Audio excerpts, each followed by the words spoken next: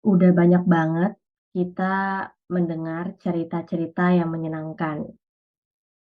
Cerita tentang keberhasilan, cerita tentang keuntungan yang kita dapat sebagai manusia. Tetapi kadang-kadang saya berpikir ya, kenapa sangat sedikit orang yang membagikan cerita tentang kehilangan, cerita tentang kesendirian, dan cerita tentang keterpurukan. Padahal kalau dilihat-lihat, kehidupan ini kan bukan tentang senang-senang aja ya, bukan tentang kesuksesan aja, tapi juga tentang kesedihan dan kehilangan. Nah, hari ini saya senang banget ketika pertama kali saya ajak salah satu teman kuliah saya untuk bergabung, mengisi podcast ini, dan beliau tertarik untuk, "Ya udah, ayo kita sama-sama bahas ini." Beliau mau untuk berbagi dari pengalamannya. Dan hari ini saya memberikan topik pada podcast ini adalah hidup ini hanya satu kali, tidak dua kali, apalagi berkali-kali. Nah, tujuan podcast ini sama sekali tidak bermaksud untuk mengubah atau mencuci otak para pendengar ya, tapi sebenarnya dari keinginan untuk berbagi aja, dari apa yang dialamin, apa yang dilihat, sehingga orang banyak bisa mendengar, mereka bisa tahu, mereka juga bisa semakin mengenal sesamanya, mereka bisa semakin mengenal keadaan di sekelilingnya lebih baik daripada sebelumnya. Boleh Pak Henry untuk mulai menceritakan ya, kita pasti pengen mendengarkan cerita kan ketika kita pilih podcast ini gitu. Apa sih yang Bapak alamin, dari awal sampai sekarang yang Bapak sedang rasakan, alamin, itu gimana sih Pak prosesnya? Mmm, oke. Eee, ya ya pertama, terima kasih ya Stella, kita udah bisa ada ketemu di sini, udah bisa ngobrol-ngobrol, bisa sharing seperti tadi disampaikan, mudah-mudahan bisa memberkati banyak orang ya. Jadi, akhir 2022 lalu, istri saya meninggal, kami menikah, 15 Januari tahun 2000. Jadi Januari tahun ini harusnya 23 tahun menikah, tapi Wow, meninggal setelah dari 2015 dia didiagnosa pertama kali, kanker kolon usus besar, ya 2015 divonis dokter, kita pengobatan sampai ke Pineng, dia dioperasi, ususnya dipotong 30 senti, hatinya juga ada kena metastase kita potong juga, sampai beberapa tahun berjalan dengan baik, nggak ada keluhan. Kemudian kita kan tetap check up tuh 2 bulan, dokter kalau bilang 3 bulan, kalau dia mungkin hasilnya kurang bagus, sebulan depan balik lagi. Tuh, orang mah bolak-balik ke luar negeri holiday, kita mah berobat ya, kita berobat sampai akhirnya 2019 tuh kelihatan lagi, ini ada apa, ada sesuatu yang dia curigai, yang harus diperiksa ulang lagi. Ternyata ada penyebaran, waktu itu ke dinding perut sama ada beberapa flek di paru, 2019. mmm, Kemo lagi di Pineng, tapi karena keputus, kepotong Covid, jadi nggak selesai. Akhirnya sepanjang 2000 itu pengobatan nggak berjalan, 2021 bisa dilanjutin di Indonesia. Tapi ya, mmm antara, eee, ya bisa dibilanglah nggak cocok lah sama istri. Jadi ada banyak, eee, setiap selesai kemo di sini dia langsung tumbang ya, dia terkapar mmm, selama seminggu, nggak bisa aktivitas, di tempat tidur. Kalau dulu waktu di Pinang tuh beres kemo, kita balik ke Indonesia, dia langsung gawe tuh, nggak ada masalah apa-apa. Nah, mmm, tapi di Indonesia mungkin ya ada sistem pengobatannya yang kurang klop lah.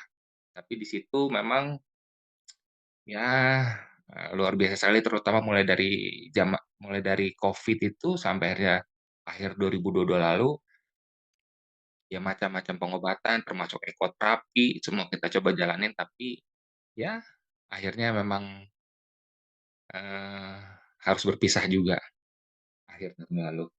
Iya iya iya.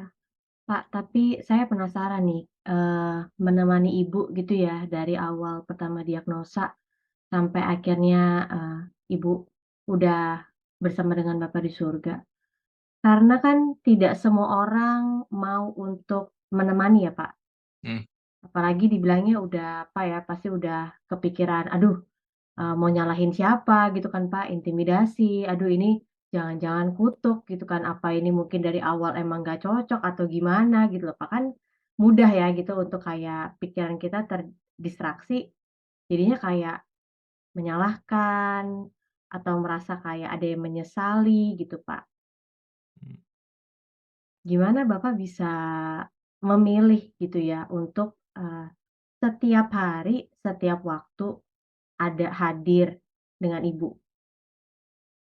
Mmm, memang masa-masa itu bukan masa-masa mudah ya, itu, eee, masa yang berat ya, tapi kalau saya coba flashback lagi, setelah kita jalanin, saya coba evaluasi kok bisa ya, eee bertahan gitu ya. Iya, Tapi ketika saya coba bertanya seperti itu, "Kok Henry kamu bisa bertahan sama istri?" Saya bilang, "Kalau memang diukur dari masalah waktu dari 2015 itu hanya sekitar 7 tahun aja.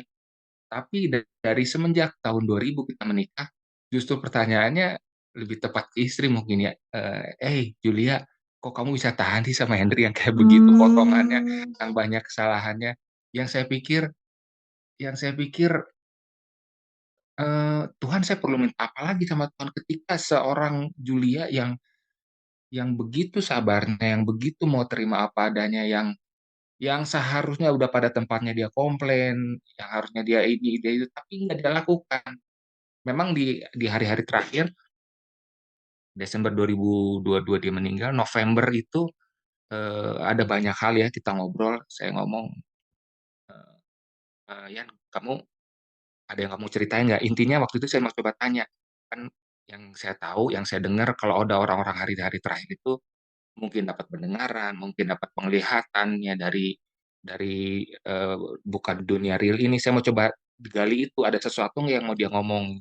Tapi dia ngomongin, eee, hal-hal yang selama ini nggak kita bicarain. Justru dia bilang, "Dulu kita begini, dulu harusnya begini, tapi ada hal yang nggak saya ungkapin untuk mempertahankan rumah tangga kita." Hal-hal yang saya pikir, "Loh, lu nggak ngomong gitu ya? Itu kan harusnya bisa kita sama-sama perbaiki." Tapi enggak lah, dia berpikir lebih jauh loh, nanti bukan hanya masalah kita, keluarga dua belah pihak. Jadi saya pikir, eee, dia justru yang bisa bertahan sama saya itu, mmm, hebat ya, seorang penolong yang, apa, definisi yang benar, dia bisa bener-bener, wah, memang banyak mmm, orang yang nggak ngelihat ke situnya, waktu istri sakit dia bilang, "Kok kamu ini sih? Kamu kan punya pilihan yang lain. Kamu bisa begini, kamu bisa gitu, bahkan opsi kamu ninggalin bisa." Saya bilang, "Nggak tahu ya, kok opsi ninggalin kayak gitu sama sekali sampai dia mengembuskan nafasnya itu nggak ada di saya." Walaupun setelah itu awal tahun ini saya berpikir, "Oh iya, kenapa ya? Kenapa nggak begini ya? Kenapa nggak begitu?" Tapi waktu saya ngedampingin dia, sama sekali nggak ada tuh.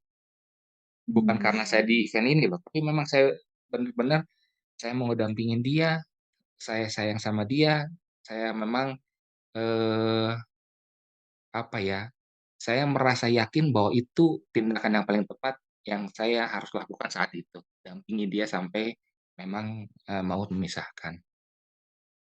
Jadi kalau saya dengar cerita dari Bapak, untuk Bapak bisa setia menemani Ibu dari awal sampai akhir ya, itu karena Bapak sudah terlebih dahulu diterima Ibu gitu ya. Bapak ngalamin banget penerimaan tanpa syarat dari awal pernikahan, Ya, ketika dibilangnya mulai dari nol tuh ya Pak, Ibu tetap setia mendampingi, terus Bapak itu jadi sebuah value yang penting banget bagi Bapak untuk ya udah saya nggak hitung-hitungan lagi untuk menemani istri gitu ya, Pak, karena udah penerimaan yang istri Bapak lakukan tuh udah berharga banget bagi Bapak. Ditambah latar belakang, saya kenal dia, eee, dulu memang waktu SMA adalah biasa kita kenal sama temen ya, teman Iya, lawan jenis, kita deket, kita ini, kita itu, tapi ya hanya kalau kita lihat sekarang hanya gitu-gitu aja gitu. Jadi kalau orang bilang cinta monyet ya ya begitu gitu, nggak pernah saya ada kedekatan yang khusus lah. Sampai akhirnya saya, kuliah ketemu sama Julia. Waktu itu, eee, Desember waktu persiapan Natal tahun 2013, ya, itu 30 tahun itu tahun lalu ya, udah tuir nih.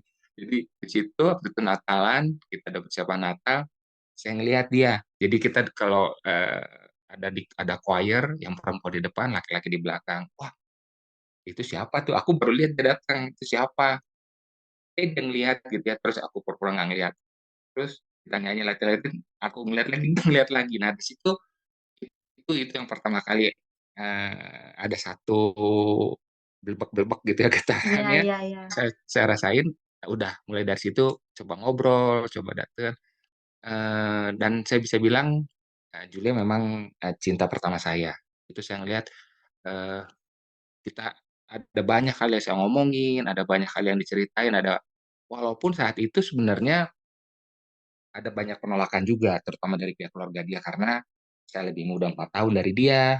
Waktu kita Iya. kenal, saya kuliahnya belum beres, dia udah SKG, udah sarjana kedokteran gigi, persiapan mau jadi ngambil dokter gigi, dan yang lebih lebih jauh lagi, keluarga udah ada siapin calonnya tuh, udah bekerja, udah mapan, Mmm, udah pokoknya udah tinggal take off lah gitu ya. Jadi iya begitu begitu ngeliatnya dia datang, "Ini siapa nih orang? Kuliah belum beres, gondrong, nggak ada potongannya dia yang cocok buat seorang dokter gigi." Makanya keluarga bilang, "Aduh, apa sih yang dilihat?" Tapi nggak tahu ya, yang blebek-blebek itu getaran itu memang sama-sama kita rasain, kita jalanin ya. Dulu iya belum ada HP, pokoknya kita ngomong, "Besok kita ketemunya di sini, jam segini." Kok bisa gitu ya, padahal nggak ada janjian, nggak ada pakai HP segala macam kayak model sekarang. Dan di situ kita ngelihat sampai akhirnya menikah di 2000 itu, eee, ya perjalanan menyenangkan ya sebenarnya bisa dekat sama Julia. iya. Eee, jadi, Pak, yang sebenarnya tadi menurut saya cukup menarik itu adalah dari Bapak menemani ibu keliling ya dari, luar negeri, terus akhirnya coba di Indonesia gitu ya. Kadang kan kita manusia ada titik capeknya ya, Pak. Ada titik Mhm, kayak udah deh menyerah aja, bukan berarti maksudnya mau ninggalin gitu, tapi kayak dalam posisi, eee, capek aja gitu kayak untuk, melanjutkan treatment, nemenin ke sana sini gitu kan, Pak. Apalagi menurut saya tuh orang sakit memang ya pasti nggak stabil ya, tapi menurut saya tuh mental seorang yang menemani orang sakit, itu menurut saya lebih harus kuat. Nah, sehingga pasti kan kita yang dengerin, podcast ini penasaran gitu ya, apa sih yang membuat, ketika menemani seorang yang sakit tuh bisa tetap kuat, bisa tetap bertahan, menjalani aja gitu kan, tetap stabil. Menurut Bapak apa yang, menjadi apa ya, kekuatan Bapak gitu? mmm, iya, kalau dibilang stabil sebenarnya enggak ya, up and down juga, ada Mmm, hal-hal yang saya juga bilang, "Aduh Yan, aku nggak bisa." Nah, sebelum jadi ceritanya, eee, sebelum akhirnya usus itu dipotong, ada satu tahapan namanya kolostomi, masang kantong. Masang kantong artinya apa? mmm, Jadi dia ngebuangnya itu, nggak lewat anus, jadi lewat usus, ada bagian dari usus yang dikeluarin dari perut. Jadi, kotorannya itu keluar pakai kantong, itu namanya kolostomi. Jadi, dia kalau pup, ya ke kantong gitu. Cuman kan namanya ususnya itu kan agak di bawah dan dia nggak bisa bersin, itu harus saya bersihin sendiri. Awal-awalnya itu saya juga udah bilang, "Yan, aku nggak bisa bersihin bersihin ususnya, cabut kantongnya, ganti dengan kantong yang baru. Aku nggak bisa." Udah, waktu yang pertama-tama tuh udah ampe keringetan, udah ampe ini, nggak bisa aku masang kantongnya nggak bisa gitu. Cuman dia heran aja saya bilang, dia juga punya kekuatan yang saya lihat, kok saya kan nggak ngerasain sakit, saya cuman mau ngedampingin dia ngerasain sakit, tapi kok dia tetap, "Ayo, bisa, ayo cobain, begini, begitu, coba." Jadi di situ, satu hal yang saya ngelihat dia orangnya nggak banyak mengeluh ya, nggak banyak mengeluh. Kalau memang dia dia tuh kalau bisa dia tahan, bener-bener dia tahan, nggak perlu diomongin. Jadi kalau dia ngomong, apa, sakit, itu udah bener-bener sakit, udah serius lah. Jadi, apa ya, yang bisa bikin bertahan, mmm, ya itu tadi mungkin ya, yang pertama terutama, saya sayang sama dia, saya cinta sama dia, itu dia cinta pertama saya ngelihat dia begitu baik, dia bisa setia ngedampingin saya, dia kasih anak-anak buat saya. Saat itu saya ngerasa, eee, apa ya, saya nggak ngerasa beban loh.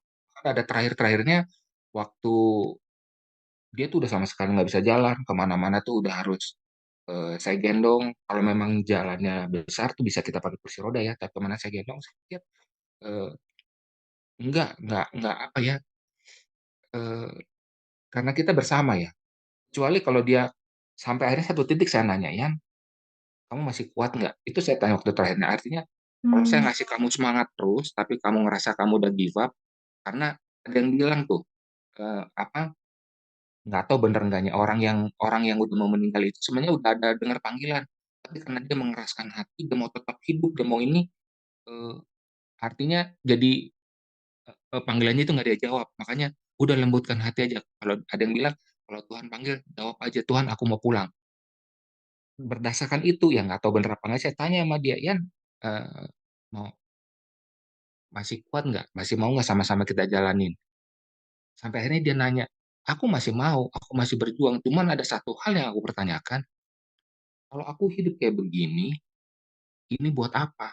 Kenapa Tuhan mengizinkan aku mengalami hal yang seperti ini?"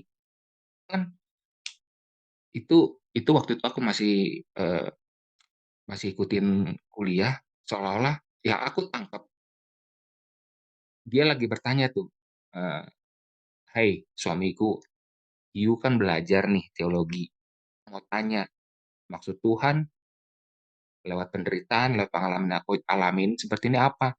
Aku nggak bisa kemana-mana, kencing aja harus digendong, kamar mandi aja digendong, nggak bisa kemana-mana. Apa sih maksud Tuhan?"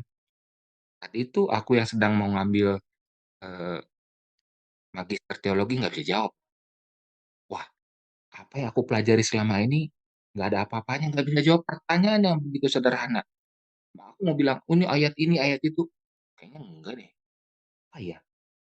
Kok Tuhan mengizinkan hal-hal seperti itu?" Gitu ya. Tapi waktu itu yang saya kepikir, saya hanya bilang aja, "Yan, kamu ingat nggak 20 tahun lebih yang lalu, saya ada janji sama kamu, saya bilang, eee, saya akan setia, saya akan mendampingi, suka dan duka, sehat atau sakit, saya akan mendampingi dan itu yang saya mau jalanin sampai maut memisahkan, sampai saya dampingin kamu." Sebenarnya dari segi jawaban kan nggak nyambung ya, orang nanya A, saya jawabnya B gitu ya. Itu kelihatan sepertinya ada satu ketenangan dia ya. Dia bisa merasakan, oh, eee suaminya nggak ninggalin, suaminya dampingin. Mungkin itu yang dia rasakan dan setelah kita ngobrol beberapa saat itu, dan dia bisa tidur ya. Biasanya biasanya tuh paling susah tidur karena rasa sakit itu ya, padahal udah obat obat painkiller-nya itu udah kelas morfin, tapi karena udah metastase ke mana-mana, ya tetap ya. Tapi saat itu setelah kita ngomong gitu, mungkin dia tenang, dia bisa tidur, dia bisa, apa namanya, nerima jawaban nggak nyambung itu sebagai sesuatu yang menenangkan dia, gitu, Stel. iya iya. Memang ketika orang mengalami hal yang nggak enak, atau ngalamin kerugian, atau ngalamin kesakitan, apalagi ya, keterpurukan deh gitu. Memang kalau yang saya perhatikan nggak cuma dari orang-orang sekitar, tapi saya juga lihat dari firman Tuhan tuh pasti manusia tuh akan bertanya gitu ya kepada Tuhan yang menciptakan, kenapa ini terjadi gitu, selalu mencari tahu penyebab dia sakit apa sih, penyebab dia rugi apa sih gitu kan. Dan saya juga memperhatikan ada beberapa peristiwa yang memang nggak ada penyebabnya gitu. mhm, Bilangnya entah dari keturunannya kah, dari sebelumnya, keluarganya kah, dia punya, penyakit yang sama, penyakit turunan, enggak juga gitu kan. Atau misalnya dia dulu ngelakuin hal yang jahat, enggak juga, orang baik juga ngalamin gitu kan. Orang yang hidup sehat juga, ya bisa juga sakit. Jadi, mmm, saya ngelihatnya memang, ketika orang itu mengalami, apa ya, rasa bersalah yang besar, mempertanyakan sebab penyebab dia mengalami hal-hal yang buruk itu, memang sebenarnya dia butuh diberikan kenyamanan itu ya, Pak, yang saya dengar dari cerita Bapak. Memang kadang nggak bisa kita kayak menceritakan hal-hal yang terlalu tinggi. mhm mhm Akhirnya mhm, emang kita perlu cari tahu sebenarnya yang dari yang dia ngomongin nih, banyak-banyak ini nih muter-muter, sebenarnya yang esensial yang dia lagi mau minta tuh apa, kan gitu ya kadang ya, Pak, iya manusia iya, ya. persis, mhm Kayak muter-muter ceritanya nih ngomongin apa sih sebenarnya ya, dia misalnya cuma pengen didengerin doang gitu kan. Itu yang menurut saya sulitnya mengetahui ketika orang sakit, di balik ceritanya tuh dia sebenarnya membutuhkan apa dan akhirnya dari cerita Pak Henry nangkep bahwa, ya udah saya mau ceritain ke dia bahwa, ya saya mau menemani dia di semua waktu dalam kehidupannya Bu mhm. Julia. Iya iya iya iya. Nah itu keinget Stel, waktu awal dia didiagnosa itu, kanker usus besar itu, waktu divonis 2015 dokter bilang, "Julia, I was wondering," katanya, dia bingung, kok penyakit kanker usus besar itu sampai 2015 itu adalah penyakit orang tua, yang mengalami itu orang-orang yang usianya 60 tahun ke atas. Itu penyakit laki-laki, karena secara umum laki-laki bisa dibilang lebih jorok kali makanya atau gimana nggak tahu lah, pokoknya ini penyakit laki-laki dan penyakit orang tua. Kamu perempuan and you are so young, what happened to you? Nggak, dia udah mau bed rest segala macam, nggak ada. Eee, mamanya nggak kanker, papanya nggak kanker, apa mama mertua ya, nggak ada secara silsilah tuh nggak ada yang kanker, nggak ada. Dia mungkin merenung juga dari mana. Nah, saat-saat seperti itu, eee, saya secara naluri mungkin, apa ya, proteksi dia dari lingkungan dia. Karena saya waktu itu akhirnya dia bicara juga, ada saudaranya yang nge-WA dia, dia bilang, "Ini si Anu ngomong kanker itu karena ada dosa yang tersembunyi, yang harus dihapus, yang harus dibereskan. Kamu jangan nyimpen dosa," begini. Ini dan saudara ini penetua gereja loh. Waktu itu saya bilang, "Kok yang keluarnya itu bukan menguatkan ya, malah hal-hal yang sifatnya menuduh, malah membuat menyudutkan, ini aduh," saya bilang. Jadi memang secara naluri saya proteksi dialah, nggak usah terlalu banyak, ya orang-orang tertentu lah, kamu coba pilih, kamu coba saring, kalau enggak, apa yang masuk ke kamu, nanti tuh kamu punya, pikiran kamu makin makin nggak sehat. Karena kanker itu memang bukan cuma nyerang physically ya, tapi emotionally, mentally, semua benar-benar acak-acakan deh. Udah kita ngomong, "Aduh ini duitnya dari mana?" Kalaupun ada duitnya bakalan sembuh apa nggak jelas. Jadinya memang bener-bener, eee, ya satu tahapan yang memang Tuhan izinkan kita jalanin, tapi saya bersyukur kita sampai akhir, eee, aku bisa dampingin dia tuh itu satu hal yang paling precious, yang paling berharga Tuhan izinkan saya alami, itu dahsyat. Wow.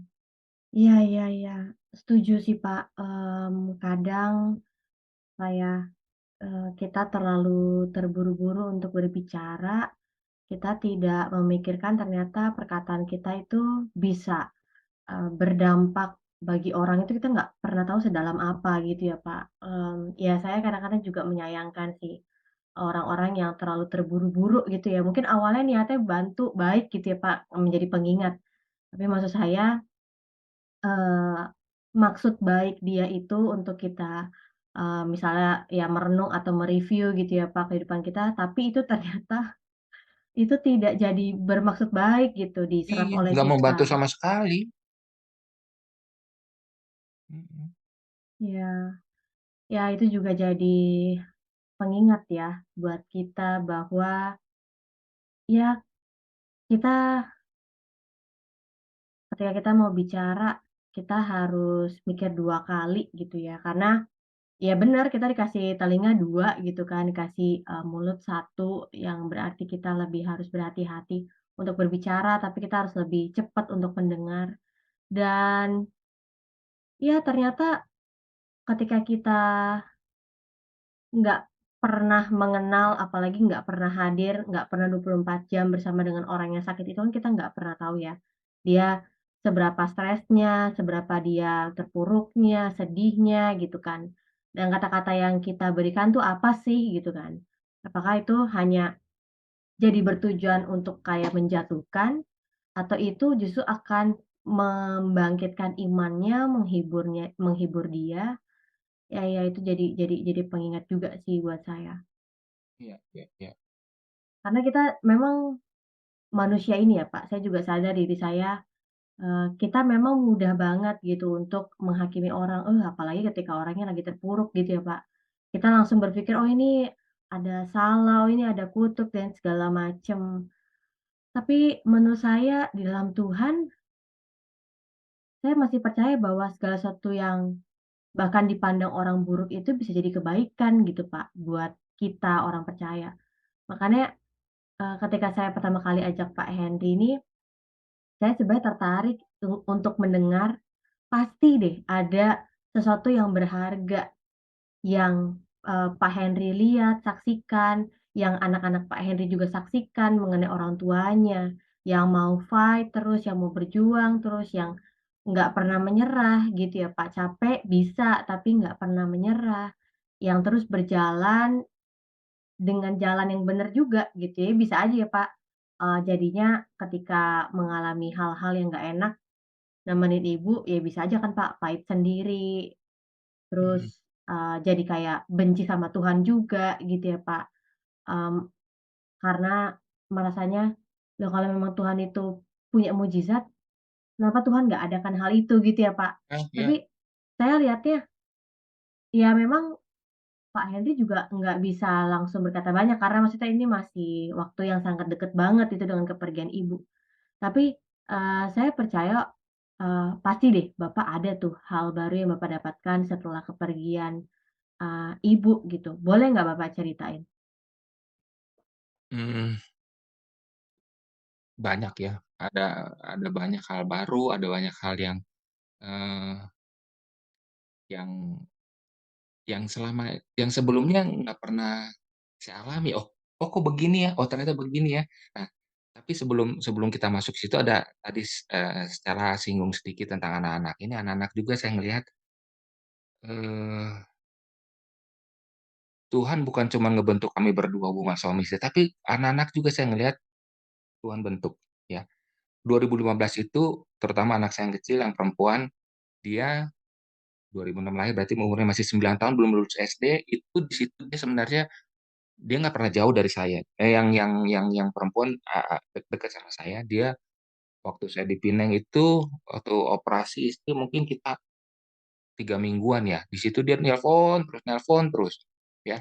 Akhirnya begitu pulang, eee, kita ketemu, dia peluk kenceng banget, yang ngerasakan di situ, aduh, apa, dia merindukan ya, dia merindukan papanya, dia merindukan mamanya. Di situ saya ngelihat Tuhan juga bentuk mereka. Nah, anak yang ketika dia ngelihat ibunya sakit, itu nggak banyak nuntut. Saya ngelihat satu proses yang mereka jalani itu mereka nggak banyak nuntut loh.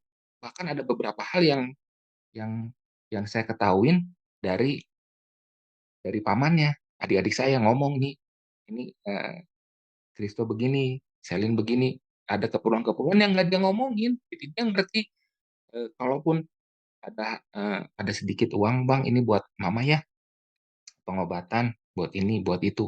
Mereka perlu, tapi mereka mereka redam sedemikian kebutuhan-kebutuhan mereka yang kalau memang mereka ngomongin itu hal-hal yang sifatnya urgent. Sampai akhirnya saya ngelihat, itu kan sekitar perjalanan hampir 7 tahun tuh, akhirnya waktu waktu 2022 itu, istri meninggal, saya ngelihat tasnya yang anak saya yang gede, "Wah gila, ini tasnya tas dari SD, Stel." Saya bilang, "Dia nggak minta, saya juga nggak melihat itu satu kebutuhan, akhirnya dia Desember ulang tahun, istri meninggal, saya beliin tas, "Nih Bang, tas kamu ya, kamu nggak ngomong, papa juga nggak merhatiin." Hal-hal seperti itu, buat dia nggak masalah, tapi saya ngeliat, "Aduh, kok terabaikan ya? Kok kok" ya memang fokusnya semua ke istri, tapi itu, dibentuk juga anak-anak jadi dewasa ya, dewasa sebelum waktunya mungkin mereka mungkin, banyak main, harusnya sama mamanya bagaimana, tapi ada hal-hal yang mungkin hilang ya, udah mungkin hilang. Nah, itu salah satunya yang hal-hal baru yang kita alami setelah istri pergi, kita waktu itu, eee, en oh Natal 2022 pokoknya Natal paling garing lah Stel, udah Natal orang kita biasanya senengnya ini, makan, minum, kita makan makan, tapi kok kayaknya, eee yang gede waktu itu si Krisna ngomong, "Pah, aneh ya gitu, kok lain ya?" "Iya iya, kita selama kamu lahir nggak pernah kita jalan nggak ada mama, selalu ada mama, kita jalan berempat gitu. Kalau misalnya ini nggak ada, hanya pergi sebentar, tapi memang nggak akan ada lagi, harus kita jalani hari-hari itu." Anak-anak ngelihat, eee, satu, hubungan kita jadinya berubah dan nggak akan sama lagi. Ketika ketika ada hal-hal dulu yang, eee, saya diemin, "Ah, biarin lah, itu mah nanti biar si mama yang ngejawab." Ada hal-hal yang mungkin juga sebaliknya dia anak-anak ngobrol, jadi anak-anak tuh bilang, udah deh, mulai deh, kalau udah lempar-lemparan kayak gini nih, si mama bilang gimana papa, papa bilang gimana mama." Hal yang baru, sekarang apapun yang mereka keluhkan harus saya beresin sendiri tuh. Udah harus, eee, ha nggak ada lagi cerita ngomong ke istri, salah satunya tentang, nggak apa-apa ya, tentang, eee, anak kedua saya ini kan 17 tahun, udah udah udah beranjak dewasa, dia dia nggak dia tuh orangnya mirip mamanya gitu, kalau nggak perlu ngomong, nggak usah ngomong, dia nggak ngomongin, tiba-tiba dia duduk saya, deketin saya. Saya awalnya nganggap biasa aja gitu ya, kemudian dia deket, "Ini kayaknya ada sesuatu deh nih anaknya, ada apa?" Gitu ya. "Kenapa Dek?" Akhirnya aku nanya. "Iya Pak," eee, akhirnya dia bilang, mmm, "Udah telat," gitu, "bulanannya, udah telat." Jadi saat itu kan selama ini urusan dia sama mamanya, tapi kan dia mungkin nggak ada tempat untuk, "Ini saya harus ngomong nih, tapi ngomong ke siapa? Aku udah 17 tahun nggak pernah ngomongin sama si papa, tapi aku harus ngomongin." Nah saat itu sesuatu yang nggak pernah kita bahas ya, hal yang baru ini buat saya, aduh ini papa yang gimana ya, panik loh. Aduh, dalam hati nggak saya ngomongin, "Kamu ke mana? Kamu sama siapa?" Waktu itu udah ke mana? Pikirannya tuh udah ke mana-mana larinya tuh. Aduh, padahal padahal begitu begitu coba di-trace lagi, jadi dia di sekolahnya itu, toiletnya menurut dia jorok, toiletnya jorok, jadi dia secara mungkin nggak sadar dia kurangin minum supaya selama di sekolah nggak usah ke toilet gitu. Nah, ditambah mungkin makanannya jorok, kurang minum atau gimana, itulah yang bikin dia telat, bukan karena ada melakukan hal-hal yang nggak seharusnya dia lakukan, ya. Tapi hal-hal yang baru seperti itu, ya, yang nggak pernah bicara sama saya, itu konsumsi dia sama mamanya selama perempuan, sekarang harus sama saya, itu hal-hal yang baru. Terutama sekarang ada temen yang ngedeketin dia gitu ya, temen yang ngedeketin dia, saya lihat juga dong, ini siapa? Lu mau Mmm. gimana? Ini mau itu hal-hal yang baru yang, aduh ini mah kayaknya bagian si mama deh harusnya. Cuman kan mamanya nggak ada, jadi harus saya liatin, eee, pulangnya jam berapa, terus ke mana gitu. Kadang-kadang dia kasih tahu, "Ah, aku di sini sama si ini." Ya, dia memang udah kasih tahu tapi tetep, ya panik panik mungkin juga ya, bapaknya nggak ini, "Aduh, kok malam belum pulang?" Gitu ya. Jadi hal-hal baru yang harus kita sama-sama adjust ya. Anak harus mulai, kamu ngomong sama papa eee, apa yang kamu alamin. Saya bersyukur dia masih bisa kasih tahu ya, masih bersyukur dia ngasih tahu sama siapa, dia kadang-kadang kasih, fotonya lagi di mana, dia dia dia update. Saya bersyukur ada hal-hal yang dia omongin. Tapi di satu sisi juga saya harus ini dong, ketika dia bertanya sebisa mungkin saya kasih jawaban yang yang apa, yang sesuai dengan kebutuhan dia. Itu dari segi saya dan dari segi sesama dia abang adik, ini saya ngelihat mereka juga makin kompak. Ada hal-hal kan ketika saya pergi mereka cuma berdua tuh, di rumah berdua. Kalau yang sebelumnya nggak bisa masak nasi, nggak bisa masak, tahu beres, nyuci piring juga males, sekarang tuh udah mulai, mereka kerja sama ya. Kita rapi di rumah, mereka kasih makan. Jadi ada hal-hal yang, saya percaya juga teladan dari mamanya ya, diajarin untuk mandiri ya sebisa mungkin nggak usah bergantung sama orang, ya. Dari sejak kali udah nggak ada pembantu, memang ya kitalah yang ngebesarin mereka berdua, jadi ya salah satu, salah duanya itulah hal-hal yang baru harus kita hadapi tanpa ada mamanya, Sel. Iya, jadi tadi Pak Henry tuh udah jelasin tentang bagaimana adaptasi ya, tiba-tiba ibu udah pergi, lalu akhirnya Pak Henry harus yang tadinya Pak Henry perannya sebagai bapak, sebagai suami, akhirnya sekarang harus ngambil menjadi punya 2 peran tuh, sebagai ayah, Mhm. sebagai ibu juga buat anak-anak Pak Henry. Tapi, tadi bagus sih poinnya Pak Henry cerita, anak-anak Pak Henry juga akhirnya didewasakan oleh keadaan ya, dan anak-anak Pak Henry juga, ya saya tahu juga pastilah mereka tuh kekuatannya itu cuma ngelihat Pak Henry ya, ngelihat ibu gitu kan, untuk mereka tetap, "Oh ya udah kita dewasa yuk, kita bisa yuk," gitu jalaninnya. Karena melihat Pak Henry dan ibu gitu ya, yang mau tetap hadapin itu.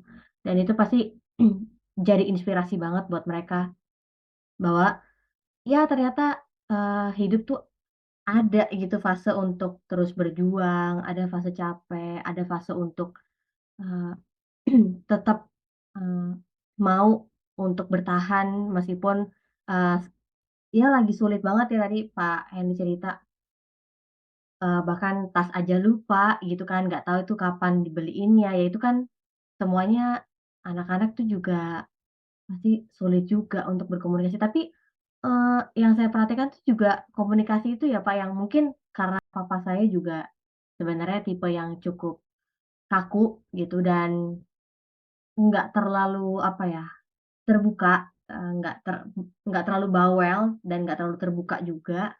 Jadi kita tuh sebenarnya sama anak-anak saya dan kakak saya nih, anak-anak perempuan emang lebih dekat sama mama gitu. Dan, saya bayangin gitu ya yang biasanya kita cerita apa segala sesuatu ke mama, yang kita tahu kita sama-sama wanita juga, tapi kita harus akhirnya belajar untuk bicara itu ke papa, karena papa yang, akhirnya bertanggung jawab gitu ya buat, kehidupan kita ke depan. Poin bagus, Pak. Itu nice banget anak-anak.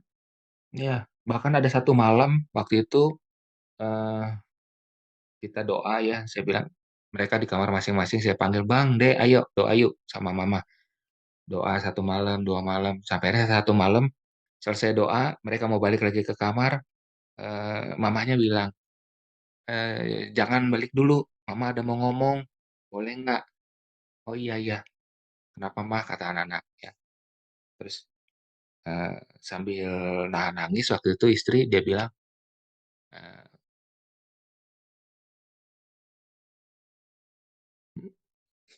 "M Mama minta maaf, mama minta maaf ya, ke anak-anak mama kalau ada salah, takutnya mama nggak sempat lagi." Ya itu anak-anak, eee, mereka nangis, terus mereka peluk mamanya. Mmm, mung mungkin saat itu mereka baru apa ya, baru nyadarin, sebegitu fatalnya, merusaknya itu cancer ya, mamanya. Jadi dia ngelihat, oh ya, selama ini mungkin dia ngelihat, kita bisa jalanin bersama ya, bisa, papa sama mamanya baik-baik aja kok, keluar ke rumah sakit, keluar baik-baik aja. Jadi dia pikir mungkin, apa, mama akan baik lagi gitu. Sampai akhirnya titik itu, malam itu mamanya ngomong, dia bilang, maafin ya, takutnya mama nggak sakit lagi, eee, kalau ada mama salah, ada ini, abang maafin, dede maafin ya. Kemudian nangis ya, kita pelukan, kita berempat pelukan, eee, di situ ada satu sisi lain ya, sisi kehidupan yang lain yang Tuhan ajarin, bahwa kebersamaan itu ternyata nggak hanya lewat lewat cerita-cerita yang enak aja, tentang kita makin connect satu sama lain bukan bukan lewat peristiwa yang baik, justru hal-hal seperti itu bikin kita semakin deket, semakin ini. Saya melihat gimana mereka ekspresif sama mamanya, "Mama semangat ya, mama doain ya." "Iya iya iya." Mamanya juga yang selama ini mungkin selalu kalau bisa ditahan, ditahan gitu ya, tapi saat itu dia curahkan semuanya ke anak-anaknya. Jadi di situ, eee, itu titik yang, saya pikir sangat membekas buat saya, buat anak-anak juga, apa, itu hanya satu hari dari beberapa hari yang saya rasa, Julia mau coba beresin. Dia mau beresin, dia harus ngomong sama si abang, dia harus ngomong sama dede, dia harus ngomong sama saya, ada hal yang keinget, dia ngomongin, ada hal-hal yang, eee, apa namanya, harus diberesin gitu. Saat-saat yang mungkin saya pikir dia ngerasa, "Oh, udah nggak lama lagi nih," ya, dia mulai beresin. Bahkan sampai hari terakhirnya, 8 Desember 2022 itu, eee, anak saya yang kedua, Selin, lagi UAS, beres UAS, langsung ke rumah sakit. Kita masih makan siang bersama. Dia kayaknya masih nunggu tuh, anak saya yang pertama, Kristo, dari Nangor, dari Jatinangor, dia belum, waktu itu hujan, belum beres kuliah, dia baru bisa masuk rumah sakit. Sampai kira-kira udah maghrib lah, kira-kira jam 6 baru datang. Di situ kita bisa ngelihat sepertinya udah semua gitu, udah beres, tinggal anak yang pertama ditunggu udah datang. Ya udah ada di situ, mama saya ada, anak yang kedua ada, akhirnya si abang datang, sepertinya udah nggak ada lagi yang dia tunggu. Jadi ketika jam 6-an kita ngumpul, kira-kira setengah 8 lah, eee, gradually secara bertahap dia makin lemah, dia menghembuskan nafas terakhirnya. 1939, 8 Desember 2022, di situ dia meninggal. Jadi, setelah meninggal itu juga waktu saya sambil ngurusin ngomong ke dokter, ngomong segala macam, saya ngelihat di sudut kamar itu, 2 anak saya berpelukan ya, di situ, eee, si abang nguatin, si dedenya juga, nguatin abangnya. Di situ saya ngelihat, satu ikatan antara mereka. Saya bersyukur mereka saling mengasihi, tapi di sisi lain saya ngelihat apa yang akan terjadi dengan mereka, mereka hari-hari ke depan, eee, masih perlu mamanya, tapi mamanya udah nggak ada. Seperti apa hari-hari ke depan yang, Tuhan izinkan akan terjadi sama mereka. Itu buat saya sendiri nggak masuk akal ya, gimana nih kedua anak saya?" Tapi di situ saya ngelihat kalau kehilangan itu satu hal yang berat itu udah kita lewatin, hal-hal yang lain pun pasti Tuhan pertolongan kita. Dialah Immanuel, Dia tidak pernah jauh dari kita, Dia deket, pasti masa depan saya juga pasti Tuhan pelihara. Nggak mungkin nggak. Situ yang, eee, meneguhkan saya bahwa ini anak-anaknya akan ada suatu hal yang hebat ya. Makin dahsyat badainya, makin kuat, pasti makin tinggi Tuhan mau angkat kedua anak ini. Jadi, hari-hari ke depan saya percaya ada hari-hari yang baik yang pasti Tuhan kasih buat kedua anak saya. Sekalipun saya ngerasa kayaknya nggak sempurna, nggak ada mamahnya, tapi pikiran Tuhan lebih masuk lagi sama mereka, pasti mereka bisa merasain, ya, Tuhan yang dahsyat itu, yang bimbing mamanya sampai menghembuskan napas terakhir, itu Tuhan yang sama akan menjaga, lindungi langkah-langkah mereka, mau beres kuliah, sekolah, sampai nanti bentuk keluarga mereka sendiri, pasti Tuhan pimpin, pasti Tuhan tolong. Ya, amin amin. Iya, kalau, di dalam kehidupan ini tuh memang pasti akan selalu kita berhadapan dengan sebuah fase atau sebuah, musim dalam kehidupan yang ngeblur gitu ya, Pak. Kadang kelihatannya kayak, "Oh yakin nih," itu, tapi ada waktu-waktu di mana kita kayaknya merasanya, "Wah nggak tahu nih masa depan kayak apa." Dan saya bersyukurnya sebagai orang yang percaya ketika dia melihat bahwa, "Wah ini masa depan gimana ya, kok blur, nggak jelas apa yang harus dilakukan, bingung nanti ke depannya gimana, 10 tahun lagi gimana. Tapi ketika kita percaya sama Tuhan, kita tahu kebenaran, ya memang kita nggak bisa tahu ke depan itu akan seperti apa, tapi kita punya Tuhan yang pegang masa depan kita. Itu sih juga yang jadi kekuatan saya sampai hari ini ya, Pak. Mmm, Kalau yang terakhir nih, Pak, yang saya mau, tanya, bahwa saya percaya kehilangan itu gimana bisa akhirnya benar-benar bisa melalui kehilangan. Ya saya percaya itu pasti ada waktunya lah, nggak bisa kita ukur, tiap-tiap orang itu sama. Karena itu setiap orang ya bergumul dengan Tuhan lah, tentang kehilangan. Tapi sebagai kita nih Pak, keluarga atau teman dari orang yang sedang kehilangan gitu ya Pak, orang yang sedang mengalami kedukaan. Sebenarnya apa sih yang bisa kita lakukan terhadap mereka? Karena untuk mereka berani bicara terbuka aja menurut saya tidak semua orang berani terbuka ya Pak. Tetapi, kalau kita mau memberikan bantuan, dukungan, atau kita memberikan kenyamanan, kadang kita bingung karena dia nggak cerita apa-apa sih, dia nggak ngomong apa-apa. Kita bingung mau ngelakuin apa, mau kasih makanan, mau berkunjung ke rumah dia takutnya dia nggak mau, kita mau ajak telepon takutnya dia lagi menutup diri. Apa sih Pak yang bisa kita bantu gitu?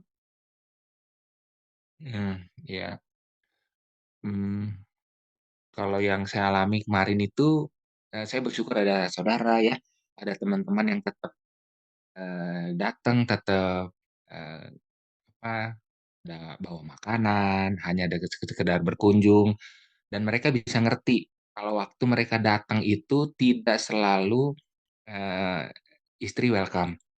Ada saatnya saya bilang, "Aduh maaf ya, dia lagi ngerasa sakit, dia nggak mau, eee, lebih nyaman sendiri." Dan mereka paham, mereka ngerti ya. Pada waktu datang, ada saatnya mereka bisa ngobrol, kalau istri lagi enak, ngobrol mereka, tapi ada saatnya mereka udah jauh-jauh datang, eh, eee, istri lagi kesakitan atau apa, nggak mau ketemu. Tapi ada orang-orang tertentu yang kedatangannya memang mereka ngerti motivasi kita tuh untuk memberi sesuatu sama dia. Ketika kita merasa, nggak welcome atau kita merasa, kok dia penerimanya begini, nggak masalah, ini bukan tentang kita yang mau datang, tapi tentang dia yang mau kita datangin. Saya ngelihat, saya bersyukur ada saudara dan teman-teman yang punya, hati seperti itu ya. Tapi satu prinsip yang saya lihat waktu datang itu, dari teman-teman saya itu, eee yang teman-teman yang terbaik itu teman-teman yang, mmm, mereka datang nggak bawa konsep gitu. Mereka datang dengerin, "Oh Henry mau ngomong apa nih? Oh Julia mau ngomong apa?" Dengerin aja, kalau nggak mau ngomong ya udah, ya kita di situ misalnya mungkin sambil nonton TV atau apa, tapi tetap di situ gitu. Mereka tidak bawa konsep bahwa harusnya kamu begini, kamu tuh harusnya begitu, kamu kan suami harus begini, istri harusnya begini begitu, enggak, mereka mereka datang dan hanya memberikan, eee telinga yang mendengar gitu ya. Karena dalam banyak hal, sepanjang 23 tahun pernikahan, saya nggak banyak ngomong sama orang tentang hal-hal yang sifatnya personal ya. Semuanya saya ngomong sama istri, hanya dia yang tahu. Tapi ketika dia sakit seperti itu kan ada hal-hal yang harus saya ngomongin ya. Entah masalah, eee biaya, entah masalah ketakutan-ketakutan saya, dan mereka juga waktu saya curhat gitu sama mereka, mereka juga nggak ngasih banyak jawaban tuh. Tapi saya ngerasa bersyukur punya teman yang mau mendengar. Mereka hadir aja, nggak usah denger, "Oh iya iya." Nggak ada omongan-omongan yang hebat-hebat tuh, pidato-pidato yang hebat, kayaknya as far as I can remember, mereka nggak ada tuh ngomongin yang ini, tapi mereka hadir aja. "Ini saya di sini, apa yang kau perlukan, apa yang ini." Pokoknya datang aja, dan itu yang sangat menguatkan, ya. Mirip ceritanya waktu, kita tahu kisah Ayub, teman-temannya datang, berdiam diri aja di situ. Maunya aman tuh, semuanya baik-baik aja. Tapi ketika yang mau datengin ini mulai angkat suara, ah, di situlah kekacauan mulai terjadi. Mereka bawa konsepnya masing-masing tentang sakit, tentang kedupaan, tentang dosa, tuduhan-tuduhan, mulai banyak hal yang salah ya di situ. Tapi saya juga merasa bantuan yang lebih dari cukup adalah itu, nggak usah banyak ngomong lah, apalagi kalau ada orang yang ngomong, "Aduh, Kak Henry tenang ya, saya mengerti apa yang kamu rasakan." No no no no, you don't. Kamu nggak ngerti apa yang saya rasakan. Sekalipun sekalipun misalnya kita punya pengalaman yang sama, misalnya sama-sama kita ditinggal istri, dampaknya beda loh. Kamu kenal istri kamu dengan dampaknya seperti apa, dengan saya kenal istri saya dan dampak itu kan beda. Jadi kita tidak bisa bilang, "Saya mengertilah yang kamu alami. Saya tahu persis apa yang kamu ini." Enggak, please, jangan pernah itu kata-kata yang paling bahaya kalau saya dengar, aduh saya langsung itu kalau naik elevator mungkin udah langsung jeblok itu kedengarannya, langsung, "Udah deh," kalau bisa ngomong, "Udah deh, lu balik kanan deh, apapun yang kamu ngomong nggak akan saya dengar gitu, nggak akan berguna," gitu. Jadi itu yang paling bahaya ya, kita tetap satu, 2 kita seolah-olah tahu apa yang kamu alami. Percaya aja, relakan aja. Siapa yang nggak rela, siapa yang nggak percaya gitu. Hal-hal yang malah bikin si orang tuh menutup dirinya, dari orang lain. Jadi, apa ya, nggak usah terlalu banyak, bicara ya hal-hal yang nggak diperluin deh, hal-hal seperti itu, ya. Asal hadir aja, ya, dia pasti saya pribadi yang saya alami, saya merasa dikuatkan dengan kehadiran mereka, gitu.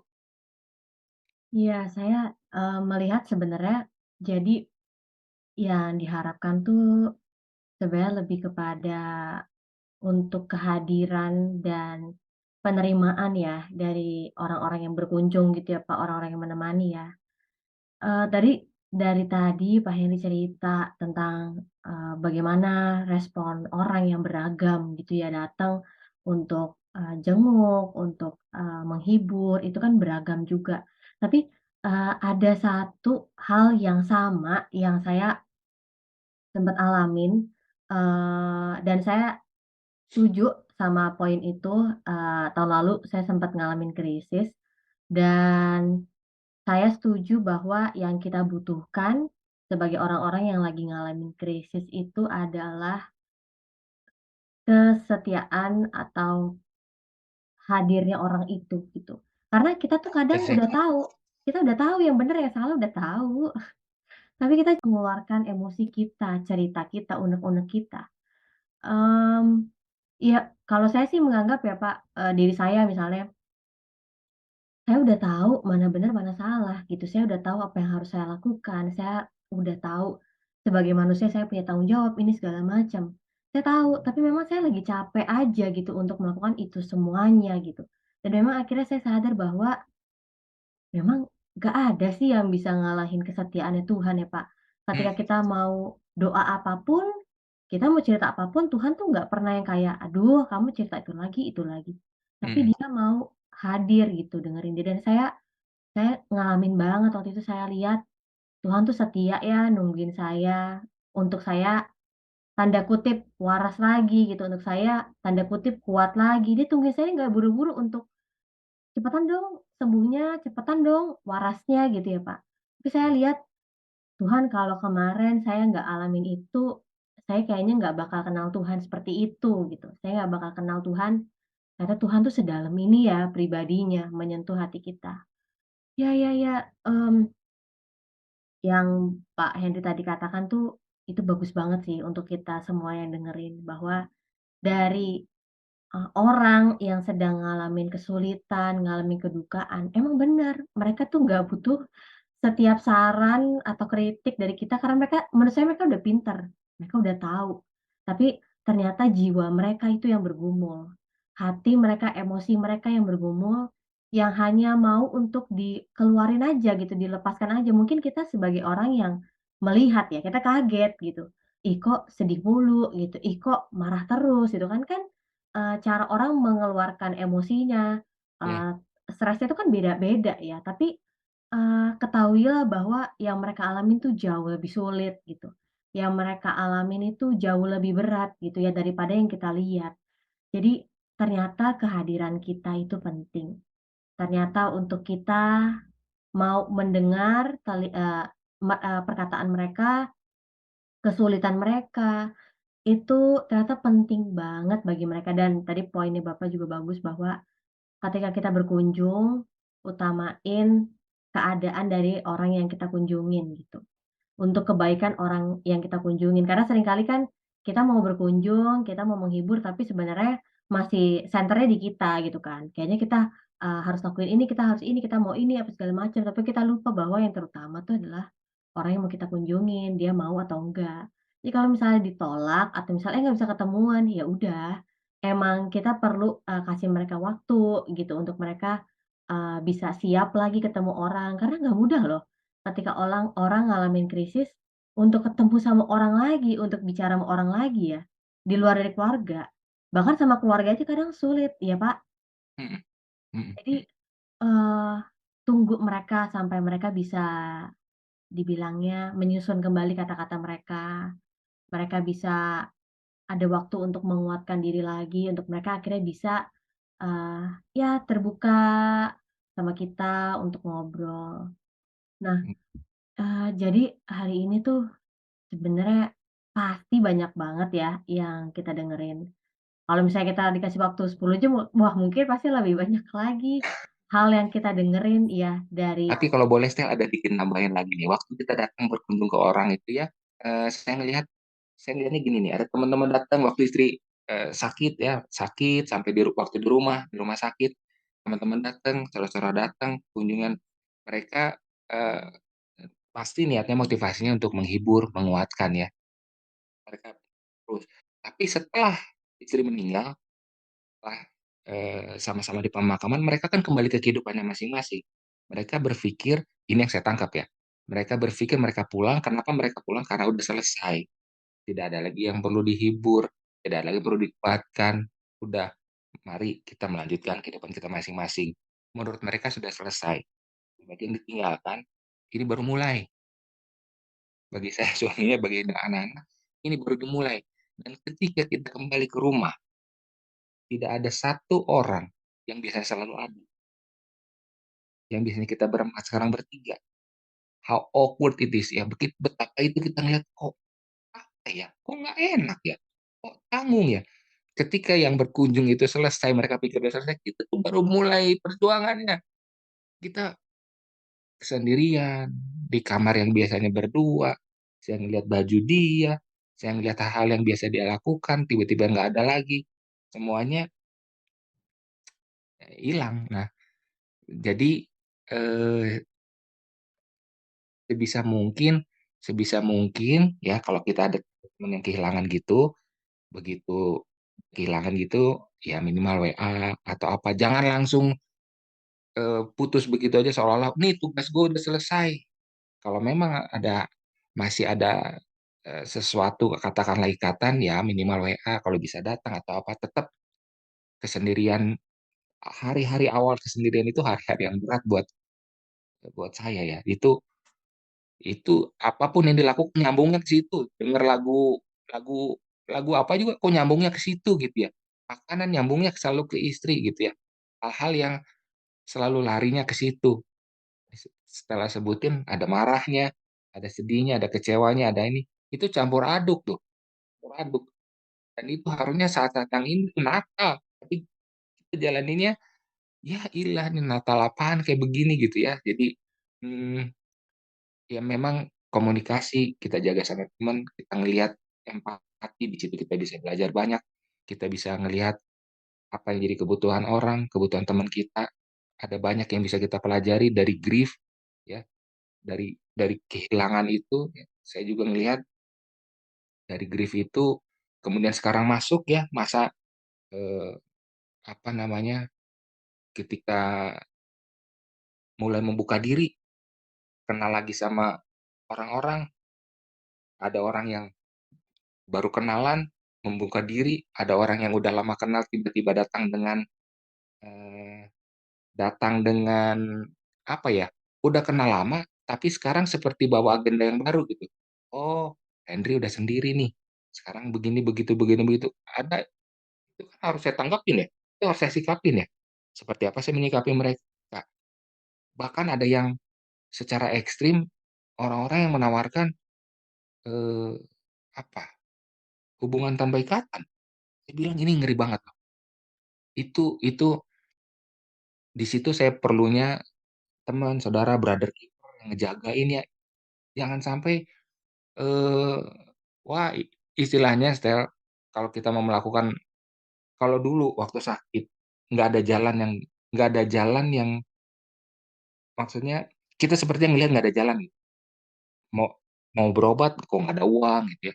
Udah berobat kok nggak sembuh-sembuh, sepertinya nggak ada jalan. Kalau yang sekarang saya alami, sepertinya ada jalan ya. Ketika saya sendirian gitu ya, ada teman-teman perempuan yang memberkahkan diri dan saya bisa dalam pikiran saya menangkap itu, mencerna itu, menerjemahkan itu dengan ucapan terima kasih Tuhan. Engkau jawab kebutuhan saya. Engkau jawab keinginan-keinginan saya. Padahal apakah itu yang memang Tuhan inginkan? Satu yang saya lihat yang jadi pagar saya adalah ketika saya melihat anak saya yang perempuan. Saya di situ saya juga ngejaga ya, melihat kalau saya bisa melakukan apapun dengan perempuan saya nggak ada gerakan apa-apa loh. Mereka yang datang. Saya melakukan melukai mereka yang menurut mereka mungkin mereka nggak sadar. Mereka tidak mereka tidak punya value yang aduh kok begitu murahnya gitu ya. Kalau saya sampai melangkah ke titik itu, saya nggak boleh komplain loh. Kalau nanti anak kamu ada di apa-apain sama orang. Kamu juga jadiin perempuan kok. Sekarang perempuan kamu kalau ada di anak perempuan mau kok di. Jadi ada hal-hal yang Tuhan izinin ya, Tuhan kasih lihat, Tuhan kasih apa? eh, Ayo punya perspektif yang benar. Ayo ada hal-hal yang kamu jaga. Jangan sampai apapun yang saya lakukan, saya perkatakan tindakan apapun, sesedikit apapun itu tuh punya dampak sama anak. Mereka hal yang tidak mereka lihat ataupun mereka lihat itu bisa berdampak. Waktu saya waktu saya ngedampingin istri juga saya percaya itu dampaknya itu memberi bekas buat Kristus. Juga ngomongin kamu satu waktu nanti akan jadi kepala keluarga, ya, menikahi orang yang pas, orang yang tepat, ya. Papa nggak ada terbersit untuk ninggalin mama, kamu juga harus demikian kasih. Itu juga kan teladan-teladan seperti yang dilihat ya. Kemudian hal-hal yang sekarang saya juga harus jaga, jangan sampai nanti nanti anak-anak tuh papanya si Risto, papanya Selin ternyata begini, begitu, begini, begitu. Dampaknya nggak hanya ke saya. Saya umur paling berapa? Berapa tahun? Kalau anak-anak masa depannya masih panjang. Dan mereka apakah harus hidup udah ditinggalin mamanya, ternyata eh, papanya kelakuannya nggak becus gitu misalnya. Kan jangan sampai itulah. Jadi apa ada di situ saya ngelihat waktu belajar firman ada ayat-ayat yang hidup loh. Ada batasan-batasan, ada koridor-koridor yang jangan kamu lewatin, Henry. Jadi di situ bukannya Tuhan nggak bicara. Tuhan bicara melalui banyak peristiwa, melalui apa yang sudah kita pelajari. Tuhan ingetin, cuman kita mau ambil pilihan itu enggak. Kita kan dikasih pilihan bebas mau melangkah kanan atau ke kiri. Kita mengikutin yang mana, ya? Saya sih ngikutnya. Memang ada banyak hal yang saya nggak ngerti. Salah satunya tentang kepergian yang ya istri, kenapa harus begini? Itu mungkin kalau nanti ada waktunya ketemu sama Tuhan, mungkin saya tanya, Tuhan kenapa begini, kenapa begitu? Tapi menjadi nggak menarik apa yang ingin saya tanyakan ketika saya melihat saya harus menunggu justru apa yang akan Tuhan katakan. Saya mau dengar nanti Tuhan katakan baik sekali apa yang sudah kamu perbuat, Henry. Dia dengan perkataan kecil. Dia nggak bilang baik loh, tapi baik sekali. Kita mau nggak sih setel kita dengar itu yang kita tunggu. Tuhan, saya mau itu Tuhan dengar. Nanti harinya nanti pada waktu kita ketemu Tuhan bilang baik sekali. Oh, haleluya. Kita nggak ada perlu yang lain. Hanya itu yang kita dengar dari Tuhan itu udah lebih dari cukup. Amin. Setuju banget, itu sebabnya saya juga mengutip ya, dari ayat di Pengkhotbah 3 ayat 1-7, Ya, "Untuk segala sesuatu ada masanya, untuk apapun di bawah langit ada waktunya. Ada waktu untuk lahir, ada waktu untuk meninggal, ada waktu untuk menanam, ada waktu untuk mencabut yang ditanam. Ada waktu untuk membunuh, ada waktu untuk menyembuhkan, ada waktu untuk merombak, ada waktu untuk membangun. Ada waktu untuk menangis, ada waktu untuk tertawa, ada waktu untuk meratap. Ada waktu untuk menari, ada waktu untuk membuang batu, ada waktu untuk mengumpulkan batu. Ada waktu untuk memeluk, ada waktu untuk menahan diri dari memeluk. Ada waktu untuk mencari, ada waktu untuk membiarkan rugi. Ada waktu untuk menyimpan, ada waktu untuk membuang, ada waktu untuk merobek, ada waktu untuk menjahit, ada waktu untuk berdiam diri, ada waktu untuk berbicara, ada waktu untuk mengasihi, ada waktu untuk membenci, ada waktu untuk perang, ada waktu untuk damai. Jadi ketika saya baca ayat ini juga, sebenarnya mengajarkan bahwa ya memang di dunia ini tuh, ada banyak waktu gitu ya, jenis-jenis, waktu, jenis-jenis musim, masa gitu. Dan, eee, yang saya ingin tekankan adalah kalau memang kita lagi menjalani suatu masa, suatu waktu gitu ya, ya udah, eee, hidup dalam hari ini gitu, hidup dalam saat ini. Karena kita nggak pernah tahu nih kapan waktu yang kita alamin ini akan berakhir gitu ya. Apakah nanti kita akan menyesali bahwa, "Ah, kemarin kecepatan, waktunya berlalu, Persis. belum ini segala macem." Tapi kalau kita udah mencoba untuk melakukan yang terbaik yang kita bisa ya, karena kan saya percaya setiap orang tuh kemampuannya beda-beda, dan, kasih mereka tuh diungkapkan dengan cara yang beda-beda gitu.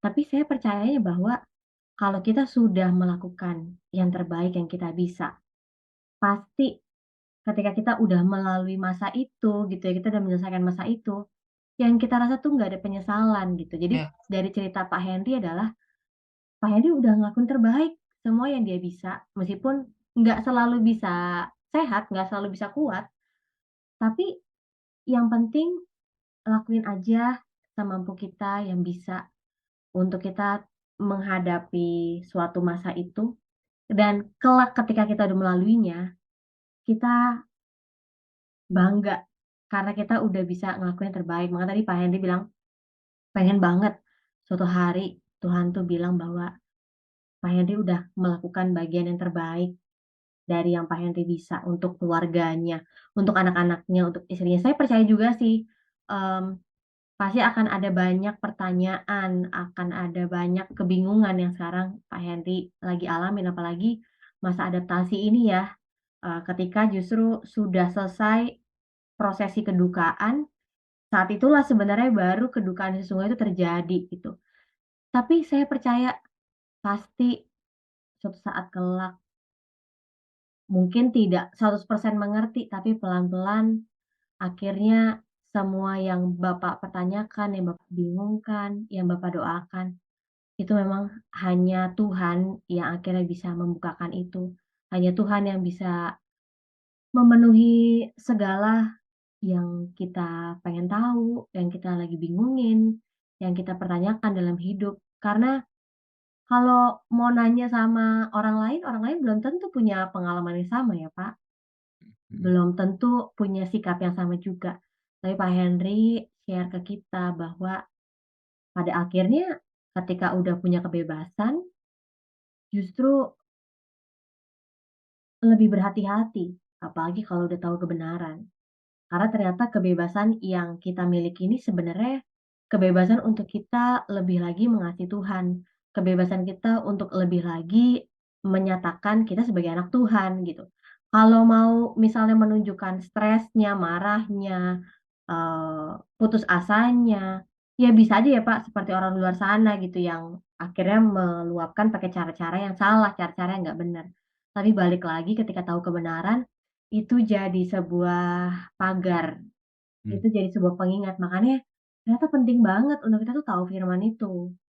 Penting banget untuk kita mengalami, kita mengingat firman itu. Karena ya ketika lagi kita down, ketika kita lagi khawatir, takut, ya kalau kita nggak isi pikiran, nggak isi hati kita, nggak isi jiwa kita dengan firman, kita gampang banget jatuh, kita gampang banget langsung, eee, nggak tahu jalan ke mana, ngelakuin apa.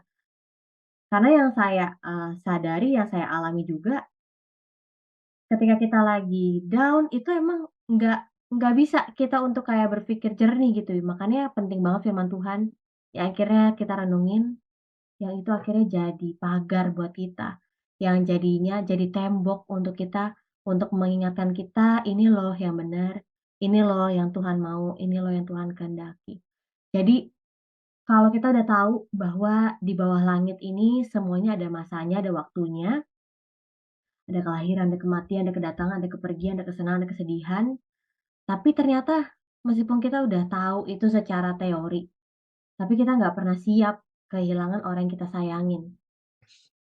Pasangan kita, saudara kita, orang tua kita, anak kita, sahabat kita. Tapi ternyata hidup di masa ini tuh penting, karena kita nggak pernah tahu, kapan, hidup kita juga selesai, kapan masa atau periode itu yang kita lagi alamin itu selesai. Tapi yang jelas, di dalam Tuhan, Tuhan yang berdaulat dalam hidup kita. Itu aja sih yang jadi pegangan saya sampai saat hari ini. Jadi, kalau misalnya kelihatannya kayaknya gelap, kelihatannya kayaknya nggak tahu, mencari solusi, nggak tahu cari jalan keluarnya, tapi padahal udah melakukan terbaik kok, tapi nggak tahu jalan keluarnya, nggak tahu gimana harus beradaptasi. Tapi kita bisa aman, kita bisa tenang, karena ada Tuhan yang berdaulat dalam hidup kita. Jadi itu teman-teman, semuanya, Bapak, Ibu, saudara-saudara yang lagi dengerin podcast ini. Jadi hari ini memang podcast episode pertama, kayaknya membicarakan sesuatu yang nggak nyaman ya buat hati kita, nggak enak gitu. Tapi bagi saya kita penting loh, apalagi anak-anak muda yang ya sebenarnya kita nggak punya banyak pengalaman ya, kita nggak punya banyak, ilmu juga, tapi bagi saya nggak apa-apa untuk kita mendengar, hal-hal yang keras gitu, hal-hal yang nggak enak, hal-hal yang menyakitkan, menyedihkan. Karena bagi saya itu seperti jadi jendela buat kita, bahwa dunia ini tuh punya banyak warna. Ternyata dunia ini bukan cuma happy-happy doang, ternyata dunia ini juga bukan tentang kita doang gitu, itu yang sering kita salah pahamin sebagai anak-anak muda. Kira-kira dunia akan terjadi sesuai dengan maunya kita, dunia akan selalu bikin kita happy, kita bisa bergantung sama orang lain, enggak. Semakin kita dewasa, bahkan setiap waktu bisa aja hal yang nggak enak tuh terjadi. Tapi sebagai orang yang di dalam Tuhan, kita bukan menghindari hal itu, salah kalau kita menghindari hal itu. Tapi kita berjalan melalui semua musim dalam hidup kita bersama Tuhan. Jadi, tadi poin yang bagus Pak Henry tuh sempet, ngomong bahwa ternyata ketika keadaan lagi sulit, eee, bener-bener lagi ngalamin titik nol, eee, menemani ibu, ternyata itu akhirnya membuat connection di dalam keluarga tuh lebih kuat lagi. Bahkan saya rasa kayaknya mungkin nggak banyak bicara, tapi lewat tatapan mata aja tuh Pak Henry dengan anak-anak udah ngerti gitu ya. Jadi kayak komunikasinya bagi saya tuh udah komunikasi batin banget gitu. Ada pengertian, ada saling memaklumi, ada saling menopang, yang mungkin, nggak kelihatan ya gitu, tapi ada satu kerjasama yang baik ketika, keadaan itu, tidak baik. Jadi menurut saya dalam keadaan yang buruk ada hal yang baik juga yang kita bisa, pelajarin, yang kita bisa ambil, yang mendewasakan kita, yang membentuk kita untuk kita jadi manusia yang lebih baik. Itu aja sih, mungkin Pak Henry mau menambahkan sedikit jadi penutup? Oke, hari-hari setelah istri meninggal, kalau saya mimpin doa sama anak-anak, saya selalu berdoa, saya awali begini, "Tuhan terima kasih buat hari ini. Kami juga bersyukur, berterima kasih kalau kami boleh punya keyakinan, Mama sudah ada di tempat yang terbaik, satu tempat yang juga Engkau siapkan buat kami." Itu yang saya pimpin anak-anak supaya melihat, terutama ketika kita ingat lalu kancing untuk sedih, kita punya alasan untuk bergembira. Gembiranya apa? Yaitu ayat yang saya mau bagikan yang 1 Petrus 1 ayat 8 sampai 9. "Sekalipun kamu belum pernah melihat Dia, namun kamu mengasihinya. Kamu percaya kepada Dia, sekalipun kamu sekarang tidak melihatnya. Kamu bergembira karena sukacita yang mulia dan yang tidak terkatakan, karena kamu telah mencapai tujuan imanmu, yaitu keselamatan jiwamu." Ini alasan untuk bersuka ketika kita sedih. Mama nggak ada, saya ngomong anak-anak ini, keselamatan jiwa mama. Mama sampai titik terakhir tetap pegang Tuhan Yesus sebagai Tuhan dan Juru Selamatnya. Tujuan imannya tercapai. Kita bisa melihat, kita bisa pegang, Mama udah ada di tempat yang terbaik, itu pula yang terbaik itu, surga yang indah yang Tuhan sedang siapkan sampai harinya tiba, yuk kita jalani hari demi hari untuk kemuliaan Tuhan. Gitu, Stel. Wow, eee, puji Tuhan ya, Pak, karena, sebenarnya tidak banyak orang juga sadar, pentingnya untuk mengajarkan esensi keselamatan itu ke anak-anak ya, Pak. Tapi Mhm, dari hal ini pun, Bapak tetap mau share, tentang iman Bapak, pengharapan Bapak, keyakinan Bapak bahwa keselamatan tuh penting dan, Ibu udah mengajarkan, Ibu juga masih memegang keyakinan yang sama bahwa pada akhirnya tetap, percaya sama Tuhan Yesus. Wah, good point. Jadi, itu aja, teman-teman, semuanya yang ada dengerin podcast ini dan semoga, podcast ini ada untuk memperlengkapi kita ya, memperlengkapi kita bagaimana kita memperhatikan sesama kita lebih lagi. Mungkin kita nggak perlu bertanya, tapi kita, ada untuk mau dengerin mereka, ada untuk memperhatikan mereka, ada untuk menawarkan bantuan meskipun mereka nggak meminta bantuan gitu ya. Tapi yang penting kita sadar bahwa hidup kita di dunia ini bukan senternya ke kita aja, bukan fokusnya ke kita aja. Tapi kita udah menerima berkat yang banyak banget dari Tuhan, kita perlu untuk menjadi saluran berkatnya Tuhan dimanapun kita berada. Dan iya, kehadiran kita tuh ternyata penting banget untuk teman-teman, saudara kita yang lagi mengalami, kehilangan, kedukaan. Nggak perlu banyak basa-basi atau kayak berusaha kuat-kuatin, tapi ternyata kehadiran kita tuh jauh lebih berdampak, jauh lebih bermakna bagi mereka yang seringkali orang nggak sadarin. Itu aja, teman-teman semoga semuanya diberkatin, Bapak, Ibu, saudara semuanya, dan ketemu lagi di podcast yang selanjutnya. Tuhan berkati semua. bye.